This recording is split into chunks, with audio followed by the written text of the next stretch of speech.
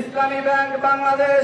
গত ২৪ মে ইসলামী ব্যাংকের সাবেক চেয়ারম্যান এম জুবাইদুর রহমান পদত্যাগের পর বাংলাদেশ ব্যাংকের সাবেক ডেপুটি গভর্নর খুরশীদ আলমকে নতুন চেয়ারম্যান হিসেবে নিয়োগ দেয় বাংলাদেশ ব্যাংক। এর প্রতিবাদে ঈদের ছুটি শেষ হলে ১ জুন থেকে ইসলামী ব্যাংক সচেতন গ্রাহক ফোরামের ব্যানারে আন্দোলন করছেন গ্রাহকরা। পূর্ব ঘোষিত কর্মসূচি অনুযায়ী মঙ্গলবার সকাল ৯:৩০ থেকে দিলকুশার ব্যাংকের প্রধান কার্যালয়ের সামনে টানা দ্বিতীয় দিনের মতো মানববন্ধন করছেন গ্রাহকরা। নতুন চেয়ারম্যানকে বিতর্কিত ব্যবসায়ী গ্রুপ এস আলমের ঘনিষ্ঠ সহযোগী ও ফ্যাসিস্টের দোসর আখ্যা দিয়ে ব্যাংকের আমানত রক্ষার্থে অবিলম্বে তার পদত্যাগের দাবি জানান তারা। এর আগে সোমবার একই দাবিতে কর্মসূচি চলাকালে আন্দোলনকারীদের সঙ্গে পুলিশের দফায় দফায় ধাওয়া পাল্টা ধাওয়া ও সংঘর্ষের ঘটনা ঘটে। সচেতন গ্রাহক ফোরাম সারা বাংলাদেশে আজকেই অবস্থান নিয়েছে।